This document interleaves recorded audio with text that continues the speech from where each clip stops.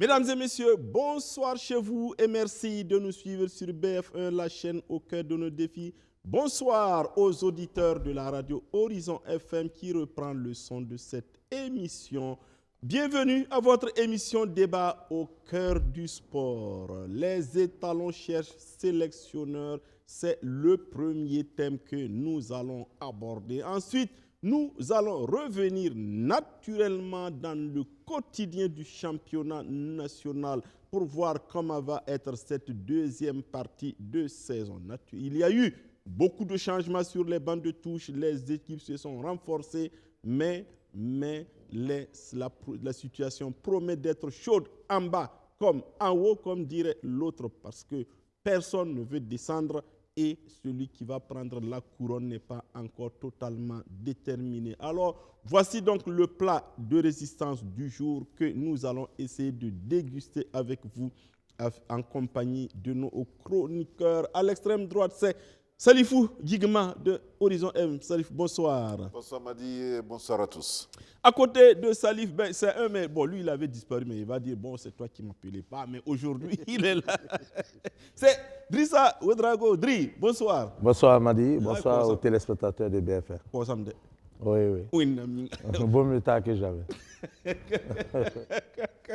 Bon, lui, je ne sais pas si ça durait, mais c'est lui qui va dire. Dem, bonsoir. Bonsoir à tous. Ça fait un mois que tu n'es pas venu. Ah ok. Je ne savais pas que ça va un mois. Mais l'autre au moins, lui, il venait. Et qui ça? L'autre, tu dis d'en face. Ah, on parle de toi. Toi, tu parles de lui. Moi aussi, je pose la question. Bon, vous allez répondre, mais après. Alors, à côté de Dem, qui est patron entre vous-même? C'est Kwanda ou bien c'est Dem? Aya. Anassé? Bon, Aya. comme c'est le grand frère, bon, je pense que c'est lui qui est le patron. Il est pas son.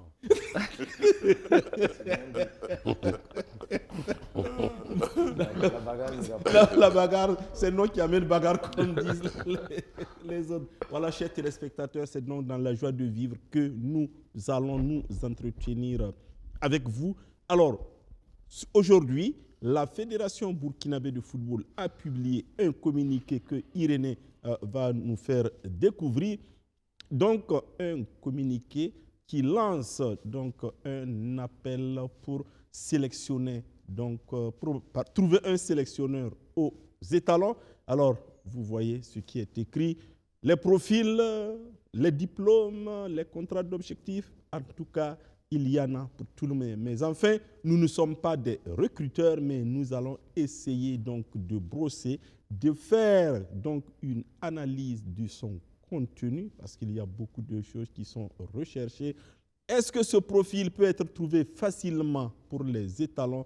Comment le recruter? Et surtout, quel objectif il faut chercher à atteindre avec ce nouvel entraîneur? Mais avant, juste un petit rappel, le sélectionneur qui va s'asseoir sur le banc des étalons bientôt sera la 31e personnalité à coacher les étalons. Parce que depuis 1960 et la nomination de Moussa Namoko, après l'indépendance, vous savez, il y a eu les Jeux de Madagascar en avril 1960.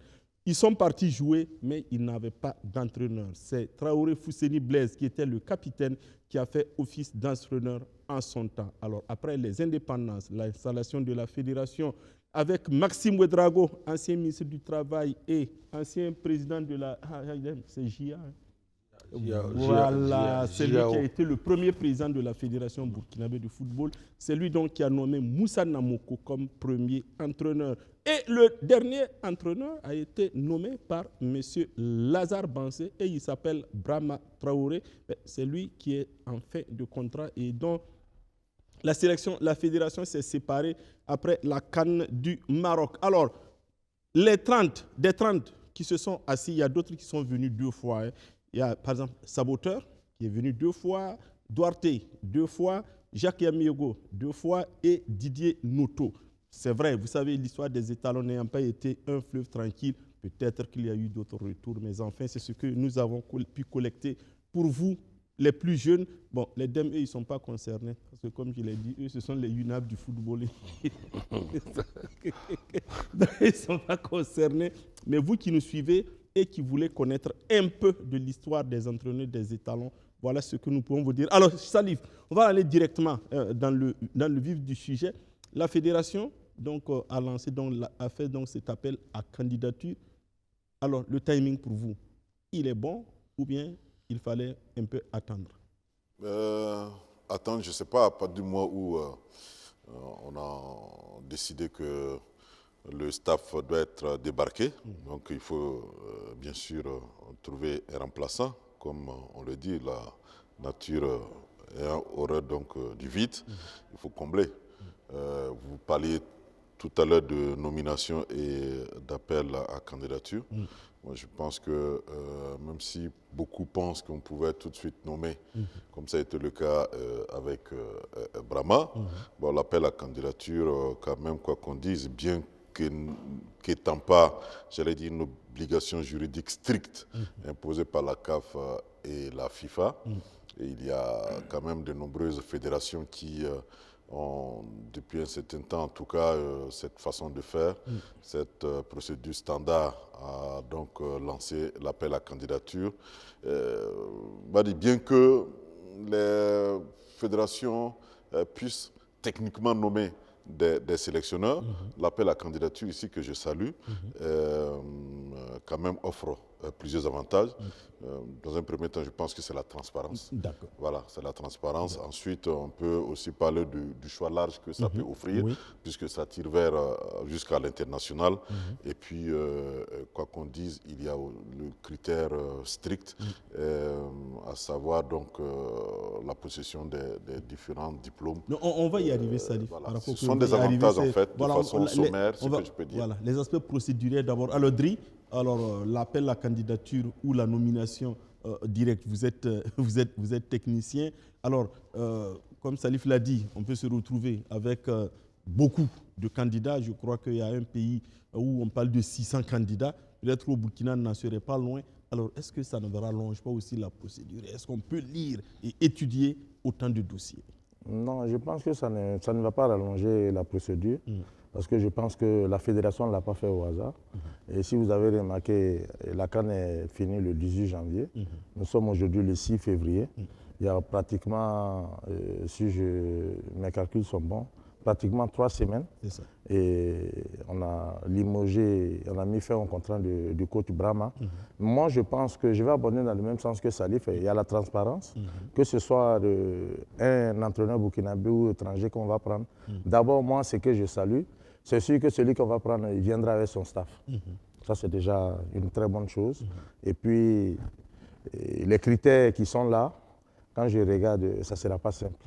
Voilà, parce que les critères, on demande d'entraîner en Ligue 1 5 ans de suite. Et quand tu regardes sur le plan national, ils ne sont pas beaucoup. Voilà. Et maintenant, celui qui va venir aussi de l'étranger, il doit forcément résider au Burkina.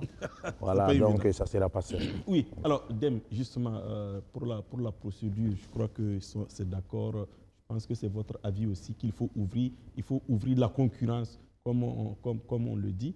Alors, quand ouvrir la concurrence, comme le dit, Drill a déjà dit un peu par rapport aux entraîneurs, ce n'est pas évident que beaucoup ne soient pas éliminés par les critères. C'est vrai, mais il faut savoir une chose, hein. Toutes les deux procédures sont légitimes. Ça dépend du contexte.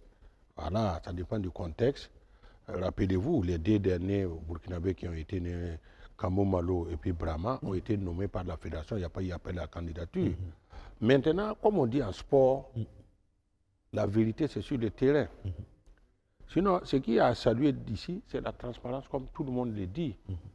Maintenant, moi, je pense que ce qu'il faut souhaiter, que celui qui vienne, il puisse avoir plus de chance et plus de réussite, parce que c'est ça la vérité.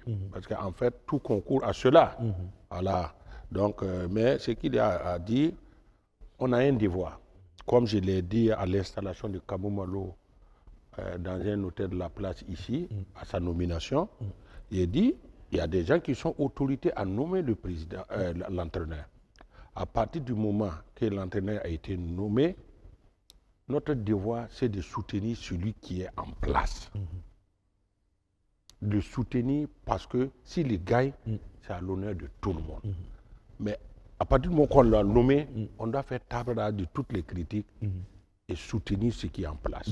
Parce qu'on ne peut pas se permettre de laisser aller à tout vent. Non. Laissons les gens qui sont autorités à le faire leur travail. Et après, notre devoir, c'est de le soutenir et souhaiter qu'il gagne. D'accord. Alors, Anassé Kwanda, l'entraîneur, il faut le choisir. La procédure, s'il faut le choisir, il faut naturellement, je crois, une commission pour le faire. Comment vous voyez justement ce travail-là? Parce que tout vient de là aussi. Bon, si on a beau vouloir la transparence, si ceux qui sont chargés d'appliquer cette transparence-là ne sont pas eux-mêmes transparents, bon, on n'est pas loin de retrouver dans le flou. Oui, effectivement. Vous savez, dans chaque travail de commission, c'est toujours comme ça. Que si vous travaillez en commission, il y aura toujours des gens qui vont dire est-ce que c'est clair. Mais je pense que, comme l'a dit tout le monde, c'est la transparence. On dit envoyez vos dossiers, voilà les dossiers que nous avons besoin. Tous ceux qui respectent les conditions, vous venez déposer vos dossiers, on va étudier et puis on va choisir. Quand on pense être celui qui peut diriger les étalons. Maintenant, ça serait plus c'est le président qui a nommé, mais c'est la commission qui a travaillé et qui a proposé. On va demander à Irénée de nous afficher le communiqué là, parce que ça va permettre aux téléspectateurs de vous écouter et de lire en même temps les critères. Voilà. Ouais, moi, ce qui m'a un peu gêné, ce sont les critères. Bon, quand on met les critères, quand vous regardez un peu les critères, c'est comme si c'est déjà c'est calé quoi. C'est comme si c'était déjà, on avait déjà écarté certaines personnes. Voilà. Parce que c'est connu d'avance. Ça, c'est une lecture simple qu'on fait en tant qu'administrateur. Quand vous voyez un peu, on dit... Alors, Anassé, vous avez le communiqué, regardez et dites là où vous trouvez que ça met d'autres déjà. Quand on parle de 5 ans consécutifs en Ligue 1, déjà, on peut lire.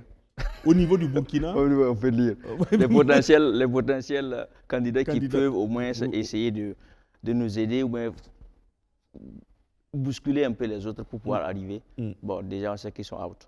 Maintenant, c'est peut-être des nouvelles têtes qu'on va voir. Bon, ça peut être bien, mais souvent, j'ai tendance à dire qu'avec les équipes nationales, il faut éviter ceux qui vont venir s'essayer. Il faut toujours prendre les expérimentés et on connaît le maçon au pied du mur.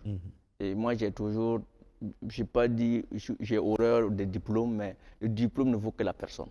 Les diplômes, là, c'est le terrain. Comme en sport, c'est comme ça. Tu as beau avoir tous les diplômes, c'est le terrain qui va dire si tes diplômes-là sont valables ou pas. On a vu des entraîneurs qui sont capés, mais qui ne peuvent pas faire des résultats sur le terrain. Voilà un peu ce que je peux dire par rapport à ça. Salif, par rapport justement à ces qualités, à ces critères que la fédération a exigés pour prétendre être sur le banc de touche des États. Moi, je pensais que la différence va se faire au niveau des atouts supplémentaires. Parce que l'aspect diplôme, pour moi, sur le plan national, on peut sortir le nombre à partir des doigts. Il n'y en a pas beaucoup. À l'international, aujourd'hui, quand même, il y a pas mal de diplômés. Maintenant, c'est l'atout supplémentaire, donc il faut avoir une grande capacité de planification et de gestion du projet, et c'est là que les choses vont se passer. Parce que moi, mais là, est-ce qu'on ne rentre pas plus ou moins aussi dans la subjectivité? Parce que, bon, c'est un critère qui n'est pas quantifiable. Vous ramenez le débat à un autre niveau. Oui, bien sûr. Parce que je suis parfaitement d'accord avec ça. Oui. La chose ici, c'est... Moi, je dis que si le projet de jeu appartient aux techniciens, le projet des équipes nationales appartient aux dirigeants. Donc, le technicien, il doit être orienté. Lui fait un travail de terrain, mais il doit être orienté. Et on doit travailler, pour reprendre les termes ici, sur un projet avec une planification. Je vais même réduire la terminologie et dire avec un planning qui puisse permettre d'engranger des résultats dans le court, moyen et long terme.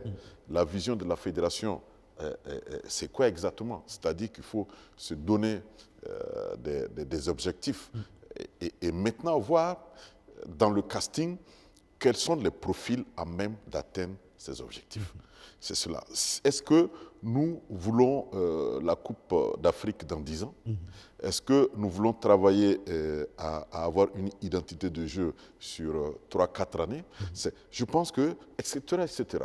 Je pense que ça part de là qu'on doit donc voir se dessiner le profil à même de pouvoir tenir avec cette équipe nationale, plutôt que d'aller chercher un entraîneur capé avec une grosse histoire derrière, alors que vous avez sous la main pas grand-chose pour atteindre cet objectif. Alors, c'est ça Dri, que je veux dire. vous êtes d'avis qu'il aurait fallu que la fédération, bon, peut-être qu'ils ne le diront pas, il aurait fallu savoir les objectifs de la fédération, les projets de la fédération avant justement de faire cet appel à candidature, tout en sachant que celui qui va être recruté vienne en connaissance de cause. Oui, mais moi j'ai une inquiétude parce que si vous regardez, il y a 2 CAN qui vont se suivre successivement. Il y a la CAN 2027, la CAN 2028. Et après, on repart à 4 ans maintenant. À 4 ans, si ils ont trouvé le consensus, parce que jusqu'à présent, je ne pense pas que c'est acté, les 4 ans. Donc, l'objectif, c'est quoi? Parce qu'aujourd'hui, on fait 2 CAN. C'est un fiasco en Côte d'Ivoire, au Maroc. Maintenant, il faut se poser les bonnes questions.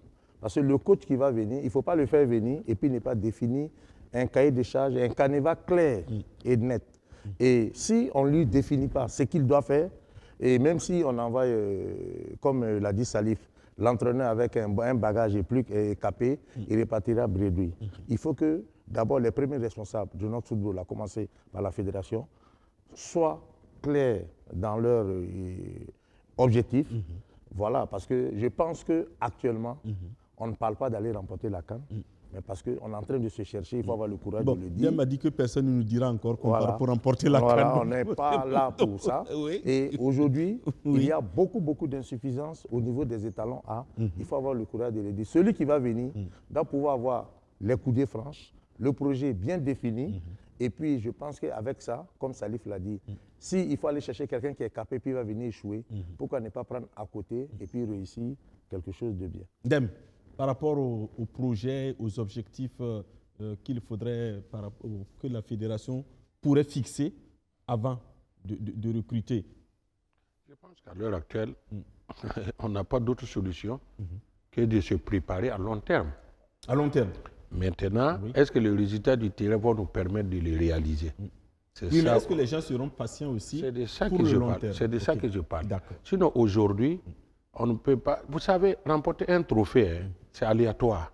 Ce qui est possible de faire, c'est de se projeter dans 10 ans. On veut dans 10 ans avoir une équipe compétitive qui peut prétendre au trophée. Mais décider qu'on va aller pour remporter la coupe, là, je pense qu'il faut éviter ce genre de langage-là. Maintenant, lui donner les moyens pour travailler dans un environnement qui le permet. Mais le football est tellement bizarre et quand il n'y a pas de résultats qui suivent, ça devient compliqué. Alors que c'est dans la durée, que nous pouvons faire des résultats. Et quand on dit dans la Les Sénégalais nous ont donné quand même un bon exemple. Oui, parce qu'il faut accepter avaler des couleuvres. Même quand on est arrivé en finale en 2013, là, c'est parce qu'il y a eu un long processus. Et puis quand vous durez, tout le monde apprend. La Fédé, les ministères, les supporters, les joueurs, tout le monde apprend ensemble en montant. Donc, il faut avoir l'humilité d'accepter qu'à l'heure actuelle, nous n'avons pas le niveau de ce qu'on prétend faire.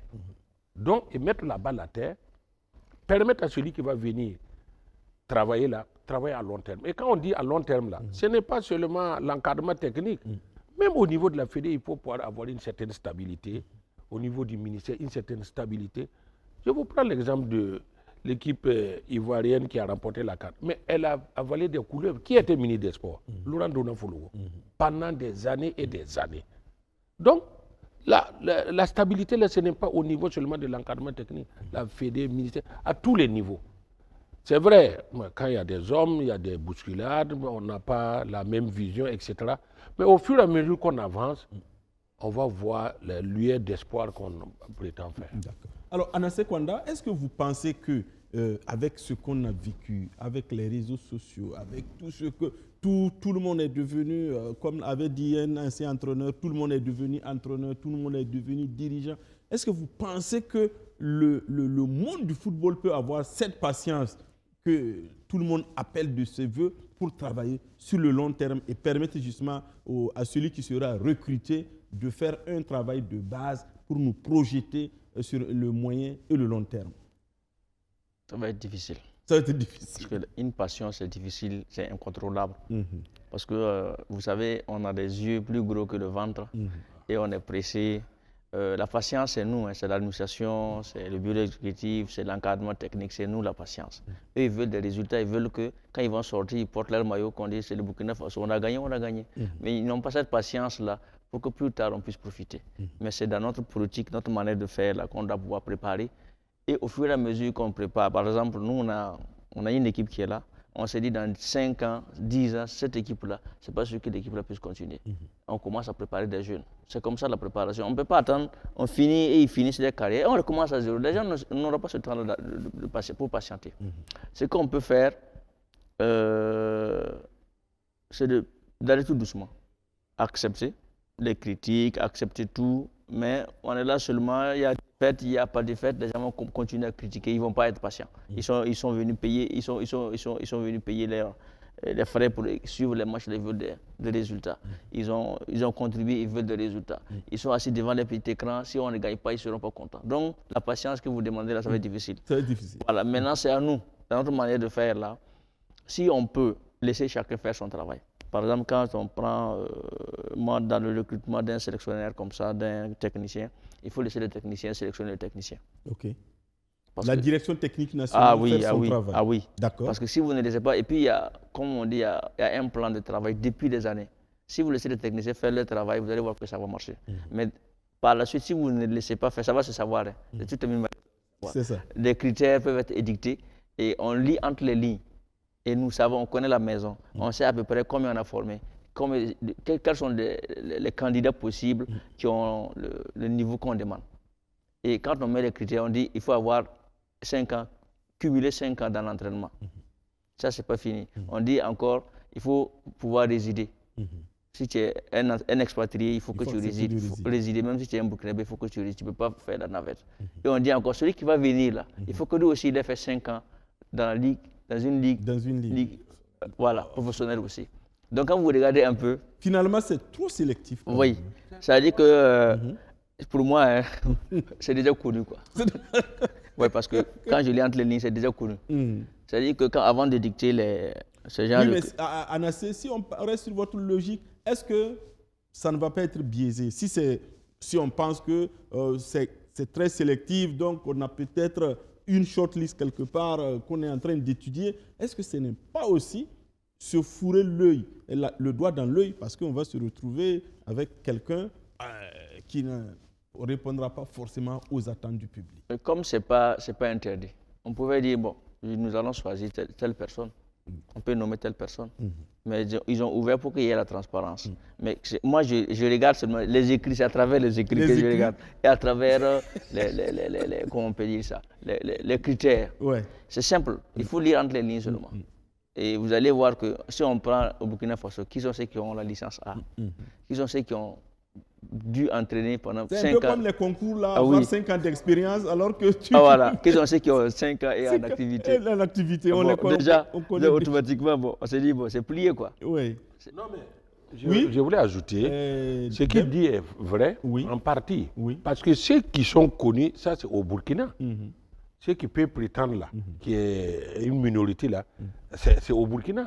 Mais quand on prend l'extérieur, ça risque d'être beaucoup. Mais maintenant... Mais l'extérieur qui a fait 5 ans dans une ligue... Oui, il y en a beaucoup. Il y en a beaucoup. Il y en a beaucoup. Il y en a beaucoup. Il y en a beaucoup, puisque le fait même d'entraîner une équipe nationale 2 ans ici, 3 ans, 6 mois, etc., c'est de ça qu'il s'agit. Parce que maintenant, au niveau du Burkina, c'est vrai, c'est sélectif, mais c'est quand même une équipe nationale. Ça doit être sélectif.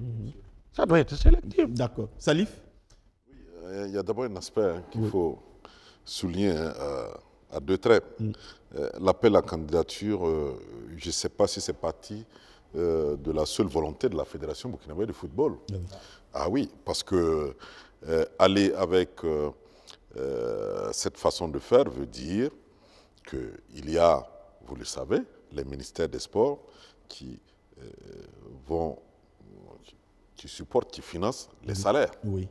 Ils ont forcément besoin d'un appel à candidature. Ça permet dans la shortlist de comprendre déjà la façon de faire, parce qu'il y a le côté salarial. On n'en parle pas, on ne sait pas combien. Ah oui, c'est ça. Voilà, parce qu'il faut se... Ah oui, ça va peser. Parce que c'est l'État qui paie l'entraîneur du Burkina, le sélectionneur national. Exactement. Et ça, c'est un élément fondamental. Exactement. Oui. Bon, et il y aura forcément un plafond. C'est quand même l'État qui paie, donc c'est l'argent du contribuable. Et ça, c'est pas... Je pense que, bon, il ne faut pas tout de suite penser que c'est quelque chose qui est calé, qui est réglé, non. Et je suis aussi d'accord avec ce que Deme dit. Si ici, on peut compter sur les bouts de doigts les prétendants, à l'extérieur, il y en a une panoplie. Je peux vous dire, hein, c'est clair qu'on va aller au-delà de 100. Non, on va aller au-delà de ça. Voilà, on va aller au-delà de ça. Oui. Et c'est à la fin que...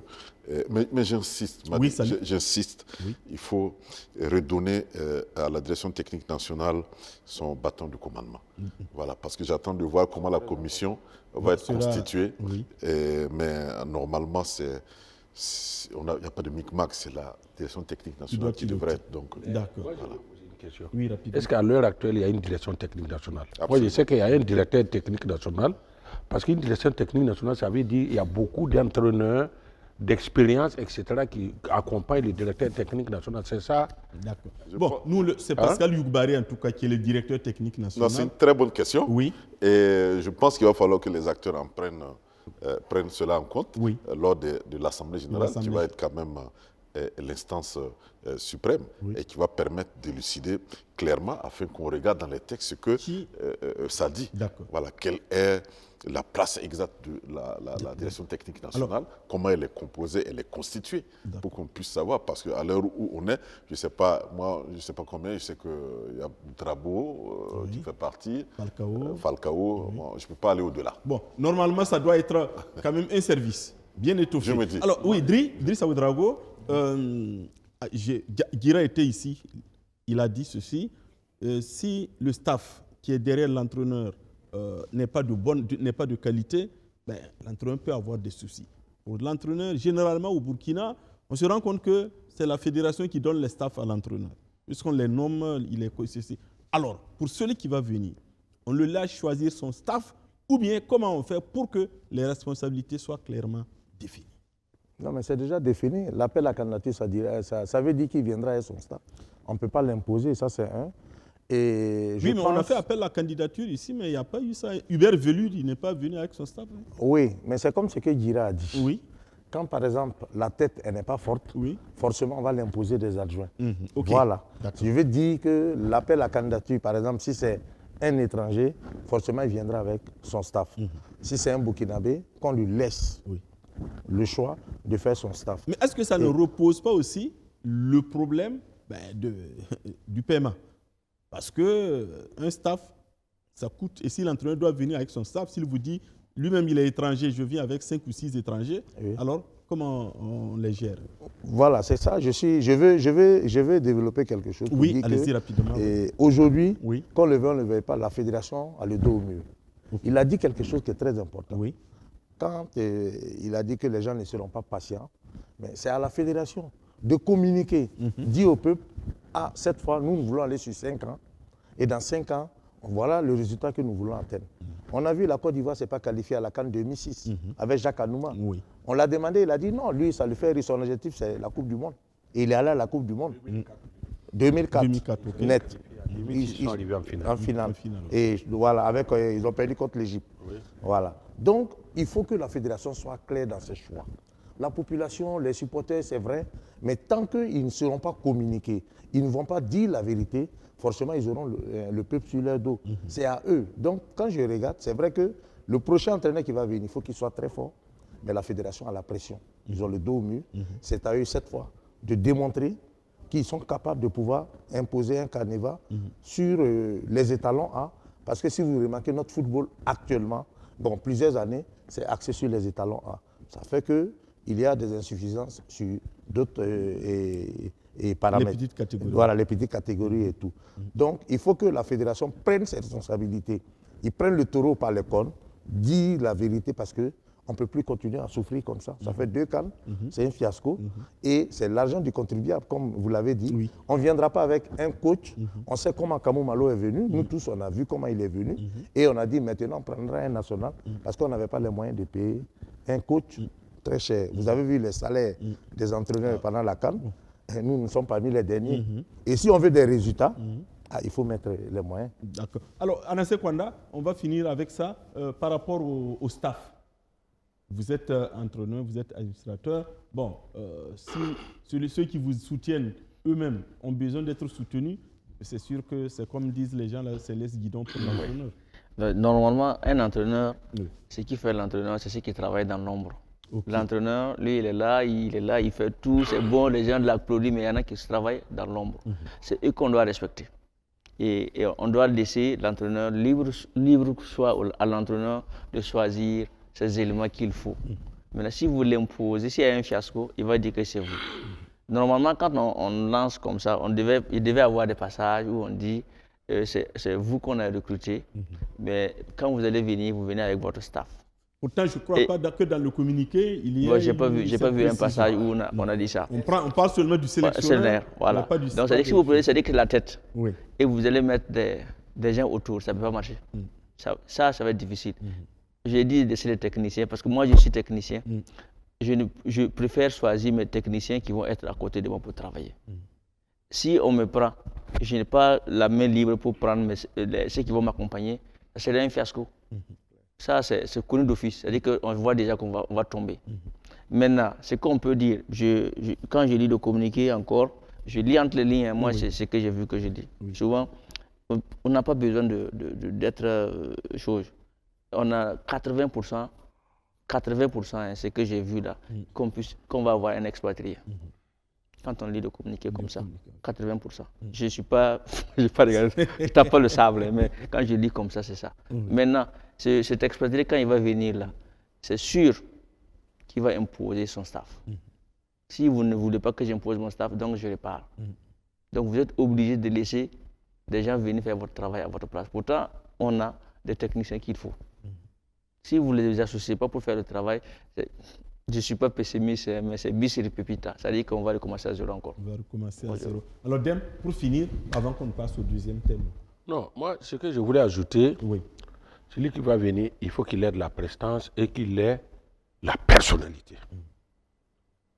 Parce que c'est très difficile, surtout à l'heure où je parle du contexte. Voilà. Si on veut réussir, c'est ce qu'il faut. Parce qu'on a vu, aujourd'hui, c'est vrai qu'on n'a pas un palette élevé de joueurs. Il ne faut pas se méprendre. Il n'y a que 2 ou 3 qui sont au haut niveau. Quand on cite le gardien, Tapsova, et puis Dango Ouattara, et ce n'est pas beaucoup. Et on a vu à la CAN. Il y a des potentiels comme oui, vous parlez de potentiel. On a vu à la CAN des équipes qui ont au moins 2 équipes qui peuvent faire 2 équipes. Donc, puisqu'on va pour jouer contre ces équipes-là. Ce n'est pas contre nous-mêmes. Donc, il y a tous ces aspects qu'il faut prendre en compte. Donc, quand on va choisir l'entraîneur, et ceux qui ont l'autorité de le choisir, c'est eux qui doivent résister à la pression du public. Et soutenir l'entraîneur, qu'on ait échoué, qu'on ait gagné, vous êtes derrière le monsieur, jusqu'au nombre d'années que vous voulez, parce que celui qui supporte là, lui, veut le résultat immédiat. Mais le résultat immédiat, ce n'est pas évident. Et surtout, d'où nous venons. On peut nous parler de 2 CAN fiasco. Parce qu'on a mis dans la tête qu'on a déjà joué une finale, plusieurs demi-finales. Donc cette fois-ci, on parle pour remporter la coupe. On ne se pose pas la question de savoir est-ce qu'aujourd'hui, on a l'équipe qu'il faut pour aller remporter la coupe. Donc, mais il faut éviter de dire on va pour remporter la coupe. Permettre à la personne de travailler dans 10 ans extra. Nous, on pense que notre équipe sera à même de concurrencer les grandes équipes qui remportent la coupe. Parce que nous, on ne l'a jamais remporté. Mais dire que dans 10 ans, dans 5 ans, on va remporter, moi, je pense que c'est illusoire. Il faut travailler pour y arriver. Et puis, il y a beaucoup de choses qu'on a dit. Pour avoir une très bonne équipe nationale, il faut avoir une équipe cadette qui peut monter ensemble en junior, des juniors qui peuvent monter ensemble en espoir, sans compter maintenant que peut-être 2 ou 3 vont sortir du lot et aller en équipe A. Mais il faut choisir les meilleurs. C'est de ça que je parle. Je parle de juniors qui partent en espoir, en U23. Parce que ça, c'est l'antichambre de l'équipe A. Donc, il faut structurer comme les grandes équipes, ceux qui ont remporté la Coupe ou dans le monde ont fait. Et on n'a pas besoin de réinventer la roue. Il faut prendre ce qui est bon pour nous. Mais maintenant, cette fois-ci-là, il faut pouvoir résister à la pression. Je sais que les gens ne verront que le résultat. Idri a relevé quelque chose de très important. On a 2 camps de suite à jouer, peut-être. Donc, avec ces résultats-là, il ne faut pas accepter de les mettre en cours de travail. Si on l'a choisi honnêtement, avec le vœu qu'on a, et on est sûr que celui qu'on a choisi, c'est le bon top, il faut le soutenir pendant des années pour qu'il puisse nous laisser une grande équipe. D'accord. Alors, notre souhait est qu'on choisisse le meilleur entraîneur possible parce que Bourema Maïga le disait, un entraîneur n'a pas de nationalité. L'essentiel est qu'il fasse le travail. En tout cas, les 2 sont jetés. Moi, je suis sûr d'une seule chose, le prochain entraîneur, il ne pas s'appeler Salifou Gigma, à moins qu'il ait son sosie quelque part qui entraîne à Boaké ou à Ne te trompe pas. Ça ne serait jamais lui. Ça, au moins, c'est sûr. Je peux mettre mon doigt au feu que ça ne serait pas lui. Merci. Je ne peux même pas prétendre déposer sa candidature. Merci pour le commentaire. Bon, en tout cas, mais notre souhait, c'est juste la transition. Et je répète toujours, un entraîneur n'a pas de résultat. De nationalité. De nationalité. Voilà, il n'a pas de nationalité. Alors, on va parce qu'il veut jouer contre son propre pays. Voilà. On va passer à notre deuxième thème. Donc, c'est la seconde partie de saison au Burkina. Alors, le championnat national, ou du moins les championnats nationaux, puisque la deuxième division aussi a repris. Mais en première division, en Ligue 1, comme on l'appelle maintenant, nous sommes à la 18e journée. Ce soir, il y avait Asfa Raïmo au stade municipal. Ça n'a pas marché pour les jaunes et verts. 3-0 pour Raïmo. À Bobo, je crois, l'USFA est allé faire 4-2 face à la SFB. Hier, l'AS Sonabel a gagné contre Real du Faso 1-0. Demain, on a 2 matchs et dimanche. Demain, pardon, on a AS Douane contre ASFB. L'IFO va jouer contre CFEB. Alors, mais nous avons tendu notre micro à Bourema Zongo. Vous savez quoi qu'on dise, Raïmo mène la danse avec un petit coussin de sécurité, pour ainsi dire, s'il y en a en football. Nous avons demandé à Bourema Zongo pour voir si les 2 sont jetés. On écoute la réponse du technicien du Raïmo. C'est un championnat. C'est un championnat. Nous, on ne regarde pas derrière nous. Il faut respecter les adversaires. Il faut respecter tout le monde. C'est vrai que nous sommes en avance. Le championnat n'est pas fini. Mais nous, on se dit qu'il faut travailler. On va prendre match par match, les matchs qui viennent, pour pouvoir bien aborder ces matchs-là, pour pouvoir avoir les 3 points. Voilà, je me dis que rien n'est fini et nous allons continuer toujours à travailler. C'est vrai que la Coupe du Faso est là. Toutes les équipes aimeraient un jour remporter cette coupe-là. Tout le monde travaille pour ça. Et je me dis que quand tu es en première division, en deuxième division, que tu as qualifié en 8e de finale, tout le monde cherche à aller chercher la coupe. Nous sommes là aussi. Et on a l'obligation de travailler pour aller chercher cette coupe-là.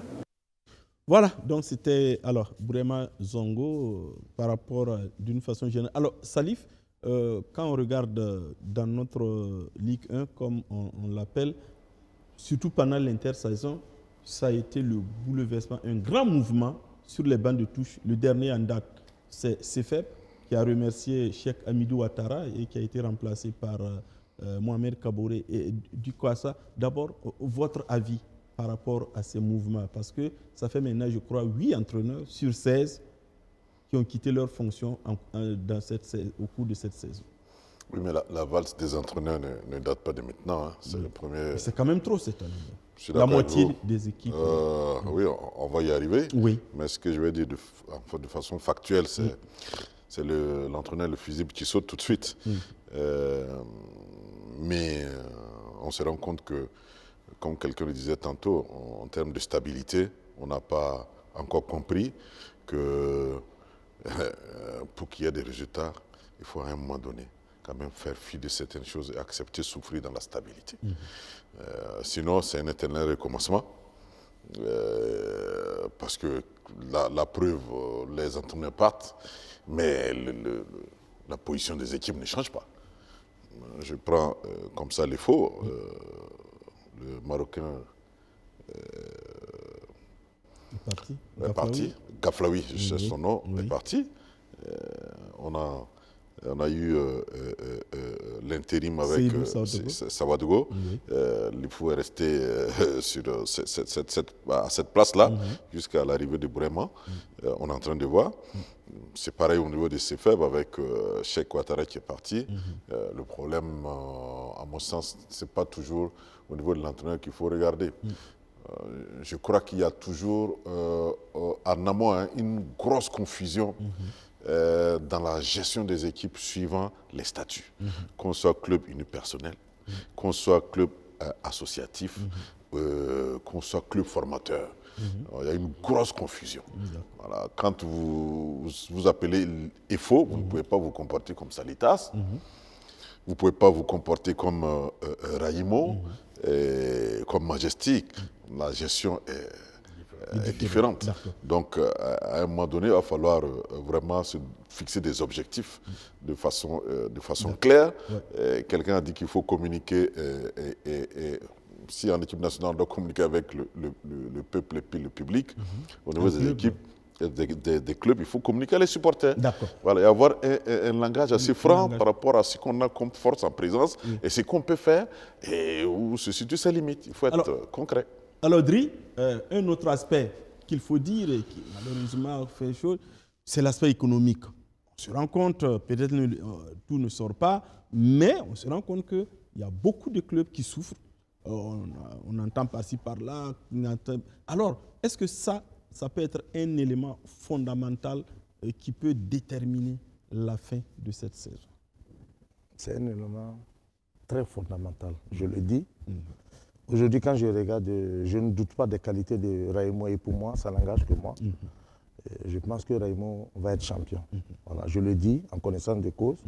Quand vous avez regardé, ça fait 18 journées. Ils sont à 3 journées. Phase de retour, ils n'ont pas perdu. C'est la seule équipe qui n'a pas perdu dans le championnat. Mais je me pose une question. Est-ce qu'au soir de la 30e journée, Raïmo sera un vrai champion? Première question. Qu'est-ce que vous appelez un vrai champion? Un vrai champion, c'est croiser des équipes qui sont prêtes physiquement. Des équipes mentalement, ça va. Vous avez vu des équipes qui ont mis du temps pour reprendre le championnat. Absolument. Et tu as touché du doigt le problème. Aujourd'hui, cette année, c'est que toutes les équipes vivent actuellement en Ligue 1 et en Ligue 2. On ne l'a jamais vécu. Ça, je le dis parce que je suis dedans et je sais. Il y a des équipes jusqu'à présent qui n'ont pas encore payé un seul franc à leurs joueurs depuis le début du championnat. Tu crois une équipe comme ça, tu gagnes cette équipe-là 2-0, 3-0, tu es content. Mais est-ce que c'est une bonne équipe que tu as gagnée? Non. Parce que pour moi, c'est une équipe diminuée. Voilà. Aujourd'hui, il y a des équipes, on ne veut pas dire la vérité. Il y a des équipes qui sont diminuées mentalement parce que ça ne suit pas. Ça ne suit pas. Et aujourd'hui, jusqu'à présent, vous avez vu les tapages sur les réseaux sociaux. D'autres ont pu payer 2 mois, 3 mois. Mais est-ce que c'est la solution? Quand il y a des équipes en Ligue 1 qui n'arrivent pas à payer des primes de match, vous voulez qu'on fasse quoi? Maintenant, Salif a dit quelque chose. Le fusible le plus facile, c'est le coach. On ne peut pas libérer 30 joueurs. Mais aujourd'hui, moi, je pense que les dirigeants doivent se regarder dans un miroir aussi. Il faut avoir le courage de le dire. Je suis coach, c'est vrai, et je sais ce que nous vivons. Et c'est difficile. On a des dirigeants qui ne sont pas patients, ça c'est un. Il a dit quelque chose. Il y a une équipe, je ne citerai pas de nom, j'ai discuté, où des gens bien avisés qui ont dit aux dirigeants, dites aux supporters, cette année, on joue le maintien. On n'a pas les moyens. Mais ils ne le disent pas. Et ils sont en train de caracoler. Et c'est compliqué. Quand vous regardez, pour moi, le haut du tableau est en train de se dessiner. En bas, n'importe qui, à partir de la 10e place, je pense, 9e, 10e, ils peuvent tous descendre parce que cette année, vous avez vu, il y a des barragistes 13e, 14e et 15e, 16e directement au purgatoire. Et donc cette année, il y aura beaucoup de pression.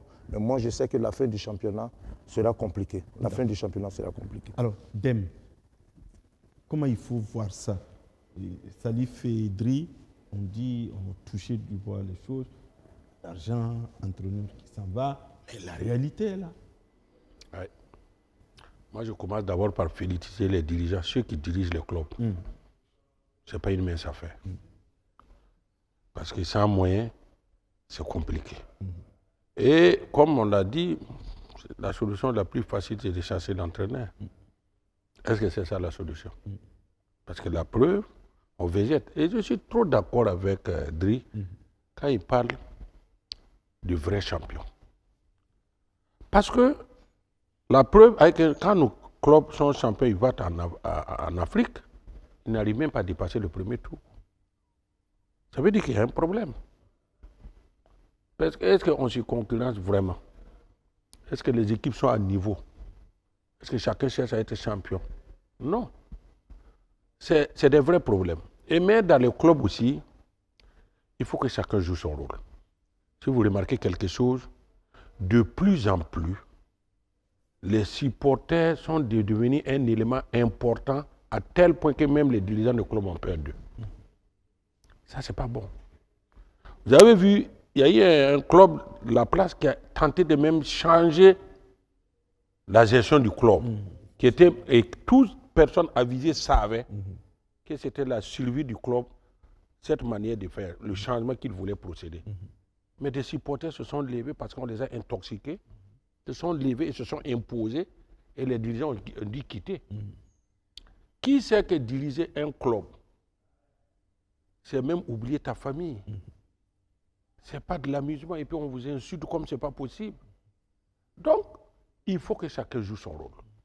Les clubs, les supporters supportent, les dirigeants dirigent, les joueurs jouent, les entraîneurs entraînent. Mais si chacun enjambe et des supporters deviennent des dirigeants, c'est qui imposent ce qui se passe dans le club. Mais généralement, c'est même pas la faute des supporters. C'est des dirigeants qui instrumentalisent des supporters. Alors, Anassé Kwanda, est-ce que le modèle burkinabé n'est pas en train de montrer ses limites? Parce qu'il y a des gens qui disent, bon, pour que le football se développe, il faut ce qu'on appelle les centres de formation, la gestion moderne, les anciens clubs sont dépassés. Aujourd'hui, on se rend compte que certains clubs dont on dit qu'ils étaient économiquement stables sont en train aussi de montrer leurs limites ou peut-être même d'inquiéter par rapport même à leur existence. Ah oui, c'est vrai, c'est vrai. Nous, bon, on ne peut pas changer en 50 ans. 50 ans, voire 60 ans. On a procédé avec un modèle qui est l'État pourvoyeur pour aider les clubs. Et à moins de 5 ans, les gens tendent maintenant à aller dans ce qu'on appelle le club business, ça veut dire l'entreprise. Le football business comme le football business. Ça n'a pas encore pris. Il faut du temps encore. Il faut des années. Ce n'est pas de la magie. C'est ce qui fait qu'on souffre comme ça là. Peut-être que dans 50 ans, ça serait bien. Mais est-ce qu'on sera là pour dire, bon, on espère, pour tirer les conséquences? Bon, c'est vrai qu'on ne peut pas revenir encore, c'est la loi 051. Mais on a vite mis la charrue avant les bœufs. Donc c'est ça qui fait que les clubs souffrent. L'État ne donne plus rien, ne donne pas suffisamment de moyens pour qu'on puisse entretenir des clubs. Et il faut savoir que depuis, je crois, 2 ou 3 ans, l'État ne soutient plus les clubs même qui jouent en campagne africaine. Quand vous êtes qualifié pour la campagne africaine, ben c'est vous qui gérez. Bon, c'est ce qui se fait pratiquement dans les autres pays, mais au Burkina, c'est récent. C'est pas dans les championnats Non, Madi, c'est dans les pays anglophones. C'est un système anglophone. Mais dans les pays francophones, ça a toujours été l'État qui paye les billets d'avion, etc. pour que les clubs partent. Ok, Anassé. Je reviens parce que c'est ce système-là qui fait qu'actuellement, on souffre. Donc, qu'est-ce qu'il faut faire? Faut-il changer la manière de faire ou faut-il garder pour améliorer? Bon, en voulant changer, on n'a pas l'idéal serait que ça soit comme ça. Mais on n'a pas un environnement pour ça. On n'a pas un environnement pour ça. Surtout économique. C'est de ça que je parle. Bien sûr, puisque c'est il n'y a rien. Il n'y a rien, mon ami, il n'y a rien. Ceux qui pouvaient venir, les sponsors, eux-mêmes, ils n'ont rien, et ils veulent qu'on les soutienne. On fait comment? Ben, on va parler, on va faire sortir les diplômes, les documents pour dire oui, comme ça c'est bien, oui. Mais la réalité est là. Les clubs vivotent. Les dirigeants, on les change, on veut les chercher. Les entraîneurs, on dit que c'est les supporters, on dit que c'est les passions qui doivent payer. Et même ils ont du mal même pour avoir les 3 repas. On dit qu'ils doivent payer pour supporter un club. Ça va être compliqué. Si l'État ne met pas la main comme d'habitude pour soutenir, pour continuer à soutenir, pour que dans encore dans 50 ans, on puisse sortir de l'ornière, quand on aura un bon développement, qu'on puisse sortir là. Ce n'est pas possible. C'est bis repetita. Et puis on recommence à zéro. Comme Anassé l'a dit, on a l'impression qu'on tourne en rond. Voilà. Depuis longtemps, je crois qu'il faut mener la réflexion. Parce que, comme M le dit, il ne faut pas se méprendre. Si nous n'avons pas un football local compétitif, il est illusoire de penser qu'on peut compter sur des binationaux ou des quoi on en a, mais bon, pour gagner. Parce que, quelqu'un l'a dit, nous ne sommes pas le Sénégal, nous ne sommes pas le Mali, nous n'avons pas été un pays où les gens sont allés ailleurs et avoir chose. Donc, attention, travaillons à avoir un football national compétitif avec des joueurs capables de nous représenter. Voilà, c'est sur ce, Salif. Merci. Merci à vous. Merci, Drissa Ouedraogo. Merci, Madi. Merci, Dem. Merci. Merci, Anassé Kwanda. Merci à Irénée Nana et à toute l'équipe de réalisation. Merci à Stéphanie Toé, notre chef d'édition. Le champion, c'est celui qui croit en lui-même quand personne ne le croit. Force et courage à vous qui vous battez sous la chaleur et le vent pour que nous puissions venir parler de sport.